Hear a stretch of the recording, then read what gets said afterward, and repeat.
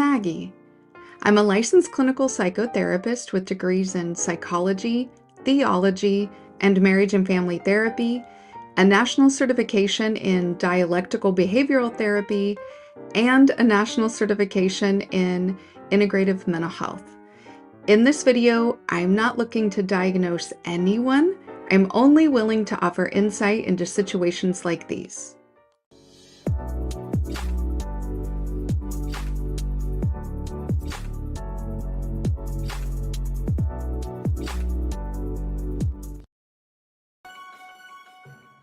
Maggie Thompson is presenting the work titled The Book of Knowledge, The Keys of Enoch, written by J.J. Hurtak. Maggie Thompson is not validating nor supporting Hurtak's views, epiphanies, visions, beliefs, or words. Maggie Thompson simply presents the work as written, is attempting to translate this extraordinarily esoteric work to a common vernacular and understanding. Further, Maggie Thompson understands this work to be solely concerning the Abrahamic religions of Judaism, Christianity, and Islam, and while Hurtak views his work to be the key or keys to uniting all the world's people under one religion, namely Abrahamic, Maggie Thompson does not support this premise whole cloth. However, this work does give depth and insight into the connection of physics, cosmology, biology, and spirituality, which, for the seeker of divine truth, can be invaluable for the discovery of one's place in the universe, and that may be under the hierarchy of Yahweh, the Ancient of Days, or a hierarchy that exists above or beside such deities, or none altogether. Maggie Thompson implores all seekers of knowledge to, letter A, not accept what a person of authority tells you without validation. This includes looking at critiques and the opposing views with an open mind. Letter B, accept that religion, as well as science and politics, is presented as a means of indoctrination and is always presented with the biases of the overall field or system, the authors of texts, and the presenter, whose goals are to convince you of the, quote, truth, end quote, of their premise or premises. Letter C. It is possible to take insight, truths, and information from a biased work. Any body of work for the purpose of deeper meaning and knowledge must be carefully excavated and carved to glean wisdom. And letter D. No work or bodies of work that is believed by a large group or populace of people should be dismissed out of hand simply because you do not believe it. We live in a diverse time where religious belief takes center stage in the governing of the collected masses.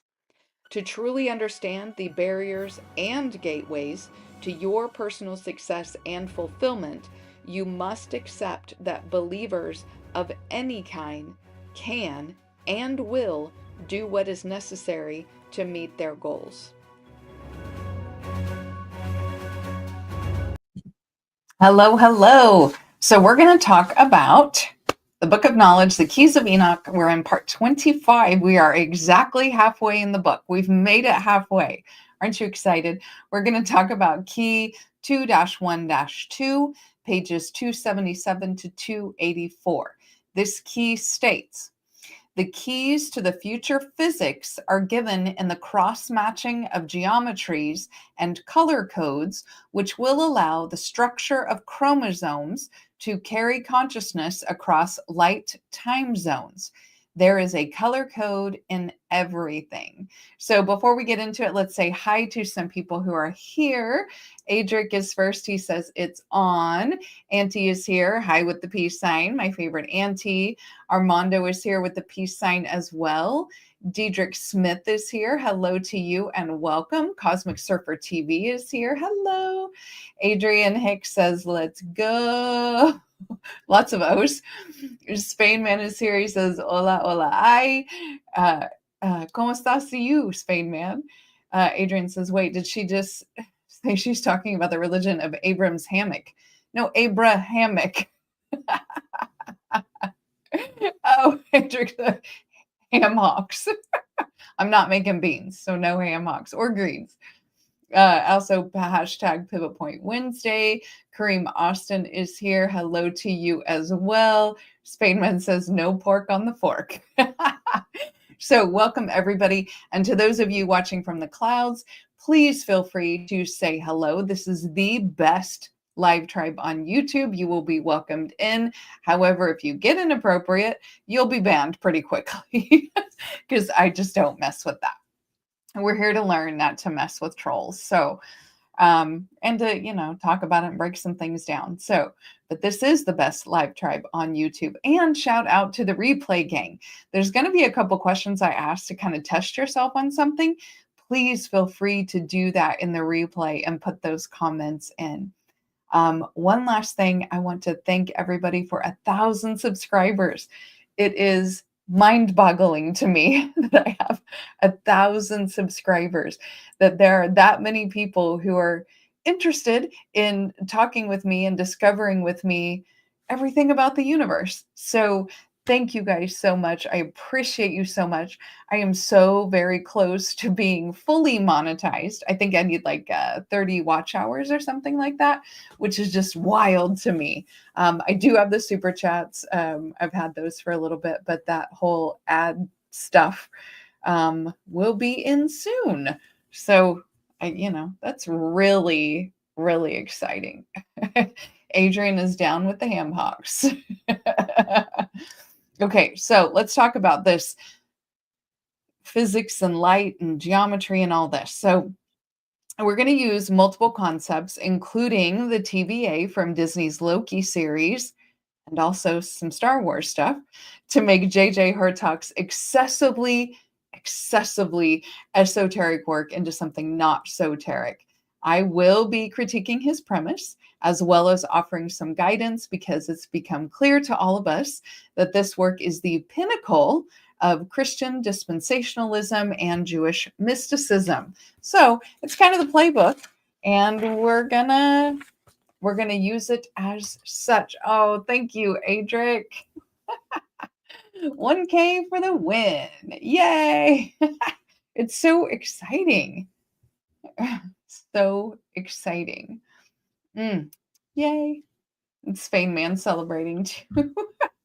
Adrian says 30 watch hours, you'll get you heinies over to the last discussion and watch it all the way through. Right, which included Adrian. But gosh, what a great discussion. Thank you, Eddie, for the congratulations. So I don't disagree to go and watch the United States of Khazaria discussion because that was great.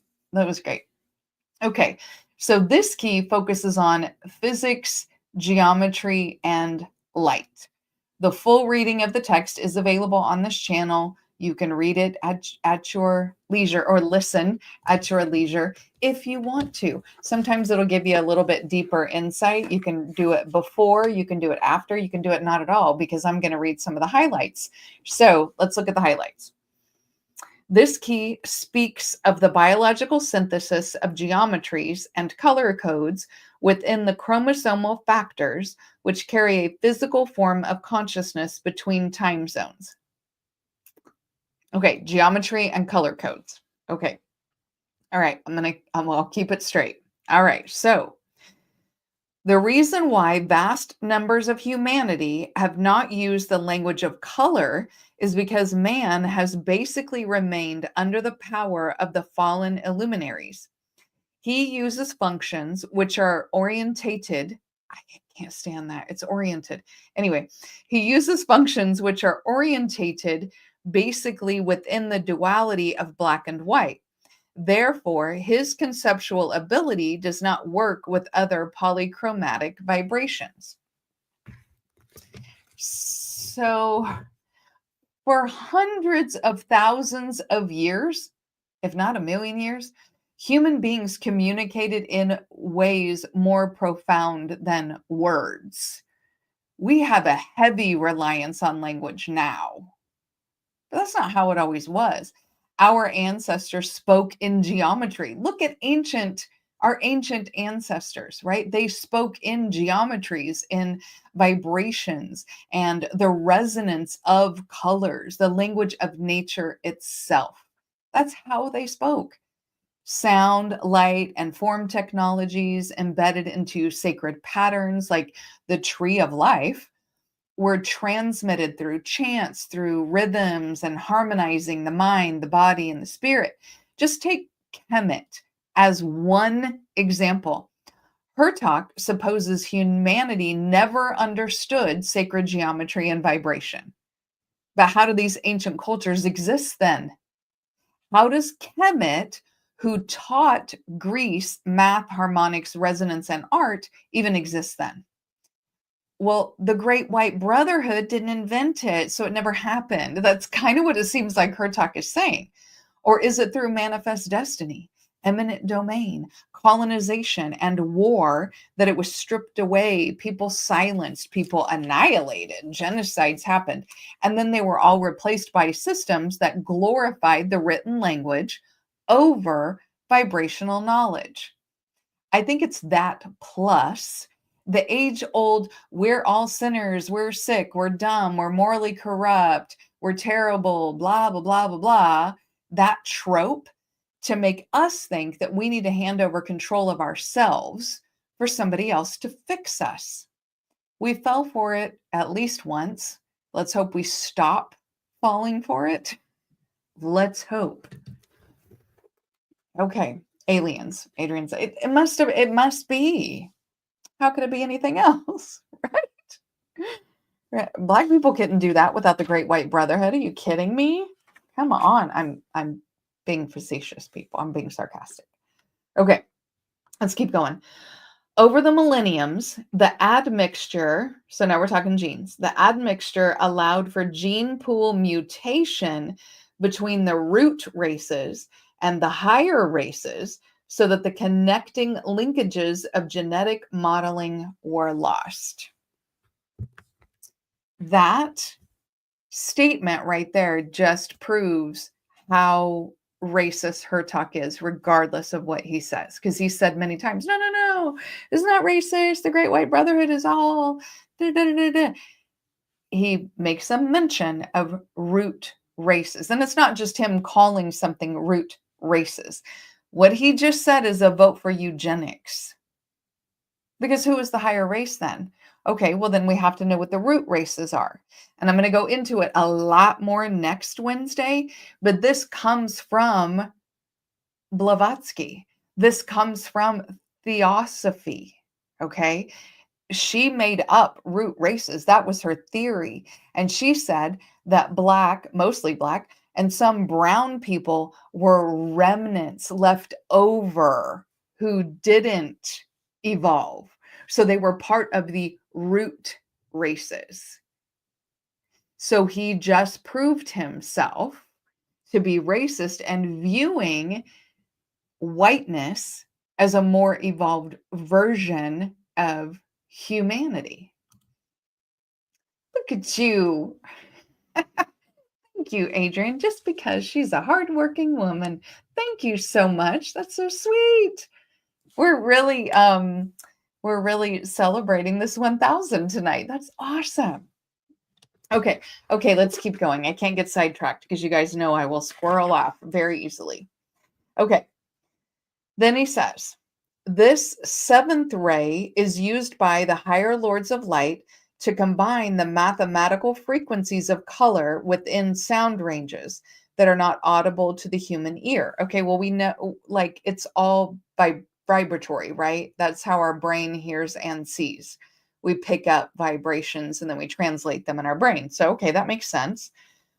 These color sound ranges can move entire octaves of light measurement to function in the new mathematics of 12 tones, 24 tones, 36 tones, and 72 tones.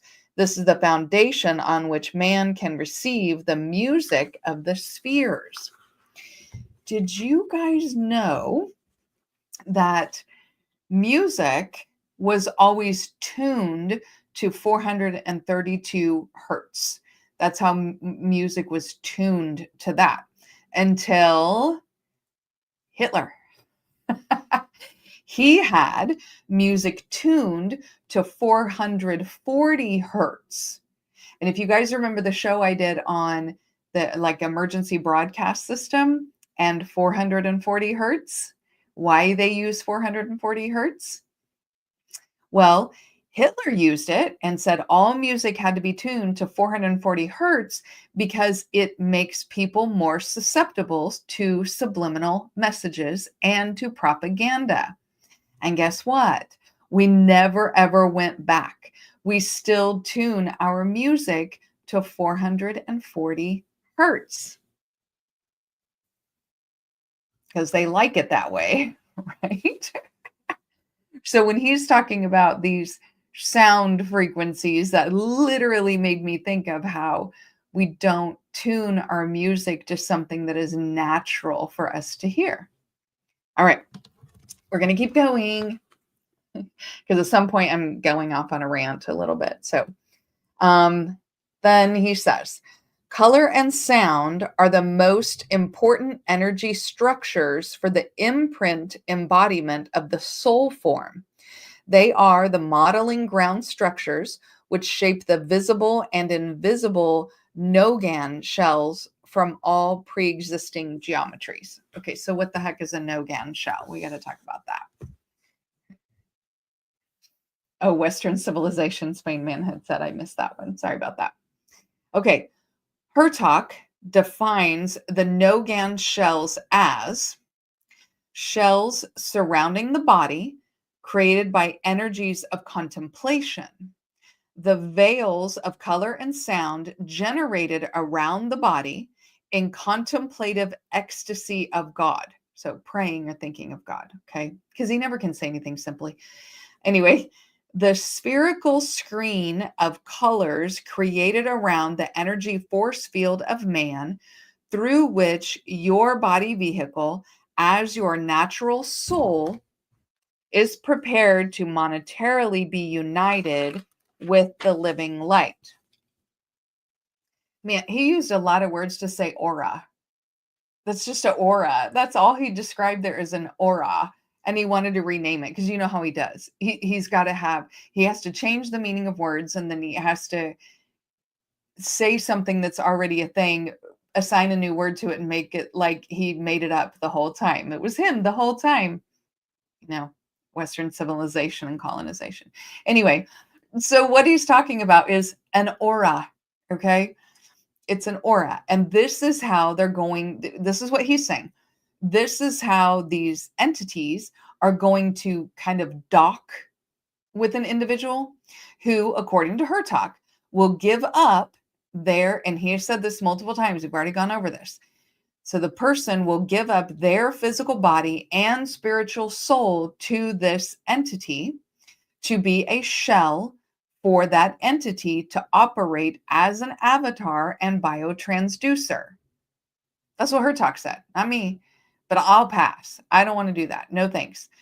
So now he goes on in his writing to use Exodus as an example of this docking through the aura. So he says, Exodus says, the curtains of fine blue, purple, and scarlet cover the sanctuary. He says, standing in the temple sanctuary of light in one's mind allows the soul to perceive and pass into the entire color spectrum beyond the dualism of light consciousness versus darkness, until the force seizes the highest aspirations of one's soul. Seizes? Like, I don't like that word choice. Again, because we're also talking about some entity parasitically taking over me and I have to give everything away. And so now it's saying, if I sit in contemplation of being able to do this, it allows them to come in and they will seize the highest aspirations of my soul. I don't like it. I don't like it. He gives the progression of white, right, which he says is love, and red, which he says is power, melting into blue, which he says is knowledge, and purple, which he says is wisdom. All of this surrounding the mind. There's this sort of color change. You go from white to red to blue to purple as you're sitting in ecstasy, contemplating God, waiting for the parasite to come take over.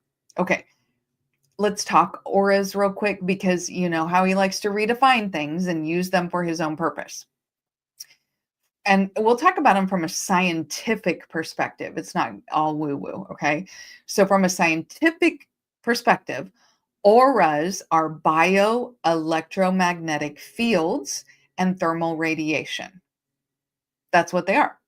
Our bioelectromagnetic field is generated by our neural activity, so our thinking, our cardiac rhythm, which is kind of indicative of what we're feeling, and our cellular process, which is just being. So, as a human, you automatically have a bioelectromagnetic field. Okay. This field is measurable by EEGs, MEGs. It can be measured.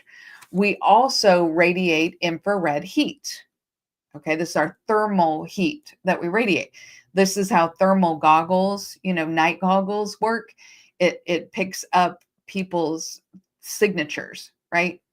And it'll pick up other things that emit heat, but it'll also pick up bioelectromagnetic fields, not just heat. Okay, so this is all proven by science that we have this energy around us. Okay, emotional stress, anger, but also relaxation, happy, all those things can cause temperature shifts, which alter those patterns. There's something called Kirlian photography. Kirlian photography uses all this to take a picture of someone's aura, right? So I've had this done once. It was a Kirlian camera. I was like, "Ooh, I want to see it." And it's a very, like, I myself was very fuzzy, and it looked like there was an energy field or something around me, which was not there as I'm standing there. Nobody saw that. So that was kind of interesting. Although you don't know if the person who's taking it is scamming you or not. But it was cute. It was a fun thing to do. Science says that a person who sees auras. Okay, so now we're going to talk about the people who see auras. Now I'm going to go from a scientific perspective. Science says that a person who sees auras is a highly empathetic person, able to pick up on the subtlest micro cues and create a single intuitive impression combined with synesthetic tendencies. Synesthetic tendencies come from synesthesia. That's where we get that word from. Synesthesia, when people have synesthesia, they get a complete sensory picture of any sensory input. So, as an example, if they feel marble, they might taste mint in their mouth. If they hear a dog, and don't see them, they actually can see the dog. They might taste something. Colors have a taste and a sound. Shapes have, and that's what synesthesia is that one sensory input gives other sensory responses. So somebody with synesthetic tendencies can take all of this empathetic type of information and put it together, and to be able to see this bioelectromagnetic field and thermal energy around a person. That's what science says. Okay. Adrian said, "These words make my brain hurt." Just roll with it. Just roll with it. So, the tendencies mean having the ability to assign other sensory information to certain sensory cues. Okay. All this is just tied to inner mind dialogue and visual capacity, which I had a video quite a while back talking about that. And I think it was the demon face syndrome, because I talked about how most of the population does not have an inner imagination.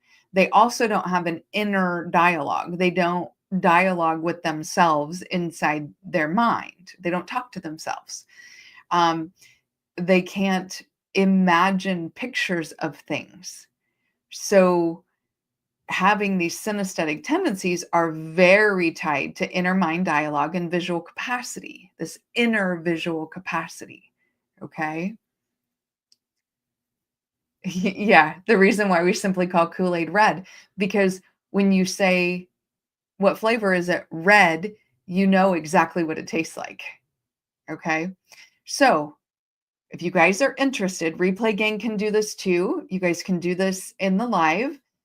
Put your comments in here. It'll be super interesting. But to see if you have synesthetic tendencies, we're going to do this little test. Okay. So the first thing I want you to do is to imagine in your mind apple. Okay. Then I want you to tell me, how detailed is the apple? Is it like a white piece of paper with a black outline of an apple? Did you think of the word apple? Did you see the word apple? Did nothing pop up in your inner mind? Maybe. Did you hear apple? Or could you smell the apple? Can you taste the apple? Can you hear the apple? If you crunch it in your mind, can you hear the apple? Can you see just a little piece of dew dripping off the apple? Can you see the stem at the top?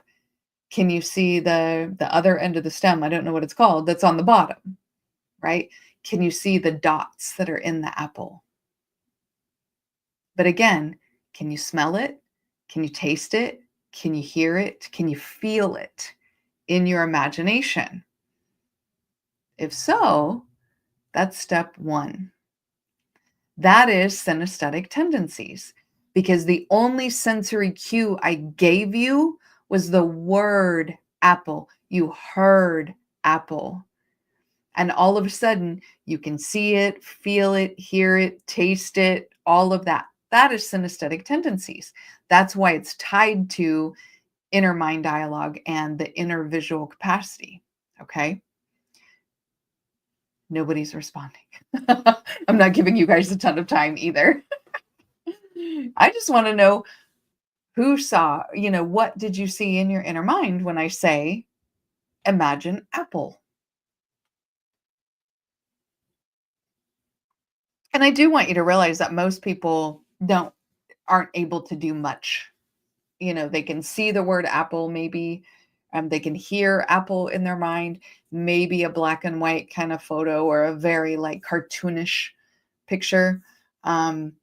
Most of the population cannot get too detailed with their inner imagination.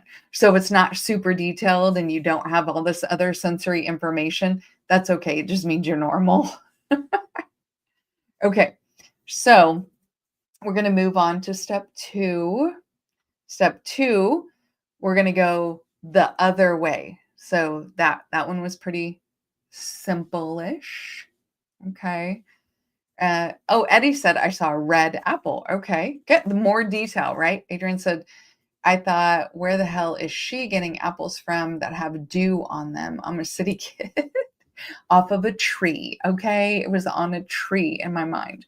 I literally could see a person with a glove on and, it being pulled up the tree and the tug of the, like, my inner imagination's pretty wild, as you guys can probably figure. Okay. So we're going to go step two the other way. So I want you to imagine a simple circle. So I just want you to imagine circle in your mind. Keep it as a circle. Okay. It's just a circle. Now, there's no right answer to the next questions per se, but this should be fun. Okay. So Put in the chat or the replay gang, right? The answers to these questions, okay? In your mind, you have circle, okay? I want you to tell me, what does circle feel like? And don't change it into something circular. Like, don't make it a beach ball or other things. Stick with, it's just circle. If you were to touch circle, what does it feel like? These are a little more difficult, right? Now, I want you to, in your mind, we're doing all this in your mind, right? What does circle smell like? In your mind, smell it. What does it smell like? Now, these are much more difficult because most of us have smelled apples before. And so we can utilize memory for our inner visual capacity, right? On what an apple tastes like and what an apple smells like and those kind of things. Circle, we don't have memory to rely on what a circle smells like. So this is a little more difficult, okay? So, what does circle sound like? What does circle taste like? How does circle make you feel emotionally? We're getting deeper into that. So, one sensory cue, circle, hearing me say circle. Can you extrapolate all these other things? Now, for me, if you want to compare, right? Like I say, there's no right or wrong answer per se. Okay. For me, circle smells very earthy. And maybe I am, because earth is a circle, maybe, but it's more like forest, right? Not a circular thing. Trees, grass, plants. Circle smells very earthy, earthen to me. Okay. What circle sounds like is very tinny, like a bell almost. Circle tastes like something fresh and light, almost like a cucumber, celery. It's very fresh, cool, light. Okay. Circle makes me feel mm, almost like a hug, like gathered together, like togetherness. That's how circle makes me feel. So just, you can compare with that, right? Oh, Spainman says, I thought of rubbing a plastic neon tube arranged in a circle, but funny you mentioned earthy because I thought wood when you said smell. Interesting. Vincent was thinking of a wheel in a wheel and going full circle, feeling that feeling of going full circle. And that's why I say there's no right or wrong answer per se, because whatever you feel, whatever sensory information you get is correct because it's the sensory information that you get.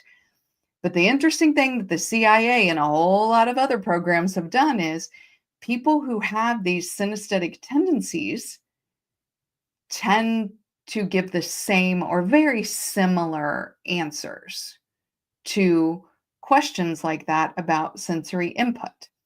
And so, as far as the CIA is concerned, um, and some other programs are concerned, is that that's why it's seen as woo woo, because it could be a little bit of like ESP type things.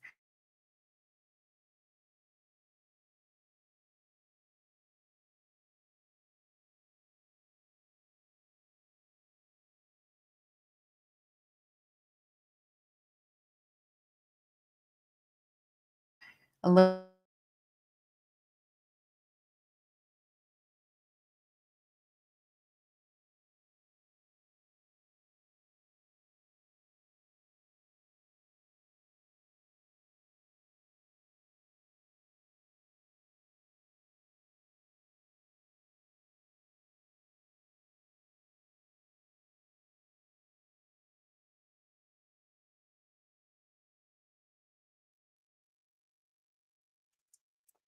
Let's see if it comes back on. Apparently, they don't want us to talk about the CIA.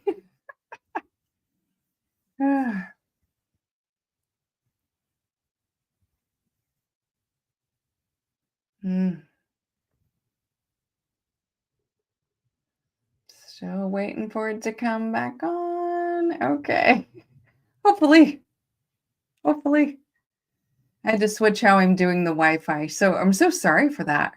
And no, Spain man, it wasn't just you. Everything just shut down. So it's back up now. Hopefully.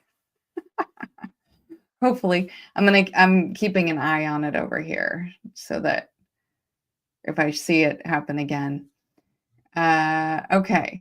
So Vincent said, full circle, inner circle, the hub. Yeah. Eddie said, well, I did think of planet Earth, but I started thinking of a circle on a white sheet of paper. And then I thought of a golf ball. Yeah. But you originally thought of Earth. And so think about, if people are thinking about earthy things, right? Smelling wood and all that kind of stuff. Yes, Cosmic Surfer, I'm back on. Again, I'm going to keep an eye and see what happens because apparently I'm not supposed to mention the CIA. So if you're struggling to figure out what you see, hear, smell, taste, all that, put your hand like in your mind. If you can, imagine, put your hand in the center of the circle and then think about as your hand is there, see your hand there. What do you feel, smell, hear, and taste? Right? Now, science says this is a cross wiring or it's like a signal bleed, but science also admits that empaths and highly sensitive and attuned people have something called heightened insular cortex activity. Is a lot, but it meaning they can process other people's internal states. Science has proven, empaths can process other people's internal states. And synesthesia and its tendencies shows enhanced connectivity between sensory regions of the brain. Sorry, now the dogs are going to bark. It's just going to be that kind of day. So, for hundreds of thousands of years, we just called this an ability, a gift, right? We didn't call it a crosswire or a signal bleed, but then also turn around and say higher capacities of neural activity, right? There are ways to increase this ability if you want, if you have it, okay, even if it's very minor, but you can't make it out of nothing if you don't. But just like I'll never be able to dunk a basketball, unless it's labeled Fisher Price. We don't all have to have every ability and every skill. Okay. So, hey, Leon, there's going to be a blackened portion there for a few seconds when you get to that part. Okay. So let me pause for a second because I need to clear my throat. Okay. Now let's talk colors because he talked about color bleeds, right? As he's talking about auras. Okay. So let's talk colors. He says white is love, red is power, blue is knowledge, purple is wisdom. This is what he said of the energy field. Okay. Vincent says, ever feel like you're just spinning your wheels? Yes, sometimes I feel like I'm on the hamster wheel for sure. So his God, Hertog's God, is white and red, love and power. This is what he says.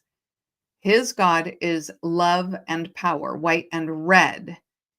But in the study of bioelectromagnetic fields, auras, okay, these colors are something completely different. And this is the study of, the science of, okay? Hey, Chef Mike. I'm so glad you're here.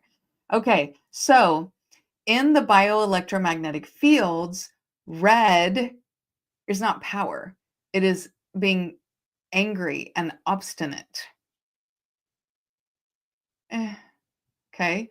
White does mean enlightenment or spirituality. That's fine. Think about like we do this thing called bing and a light bulb goes off.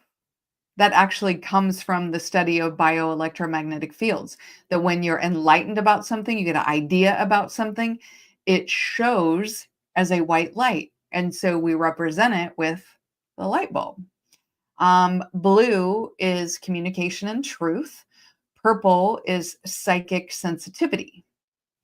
So to me, this is an angry and strong-willed entity, his God, because he said he's red and white, right? So angry and strong-willed entity trying to enlighten, give us an idea to a different truth than what we already know and believe. I said this before, and Hertalk says it himself, a reprogramming in the name of Yahweh. He said it himself. I'm just repeating, he said it. They want us to be reprogrammed in the name of this Yahweh entity that he's talking about. Definitely, definitely. Okay, so now let's talk the force, because he was talking about the force, okay? Now when I hear the force, I think of the rapper Prodigy. So hopefully you guys saw that video that I did, right? But Prodigy's take on God really resonated with me. It really did. And I never vocalized it the way that he did. What Prodigy said is that there is a God force that is in existence. There's just this God force, this energy, right? The force. Our free will is that we can use the force for good or for evil.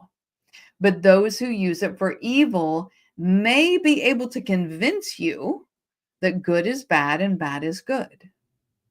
Remember the scene, if because we're talking the Force, right? Star Wars. Remember the scene in Revenge of the Sith where Anakin kills all the Jedi younglings? He got convinced that the Jedis were going to overthrow the Republic and that he could save Padme's life. By the way, Israel is Anakin in this scenario, by the way, truth in movies kind of thing. But it's a very similar take on that the God force is neutral. And it's what we do with it that makes it good or evil. So maybe there literally is no good or evil entities per se, but humans' use of the God force is the light or the dark side. It's just something to think about. The purple road. Yeah, the coat of many. He does talk about the coat of many colors. He does. Okay, let's keep going because I did an F on that. Okay, so therefore, this key to future physics gives us the knowledge of how color codes will allow our species to literally genetically retool itself in conjunction with the Brothers of Light.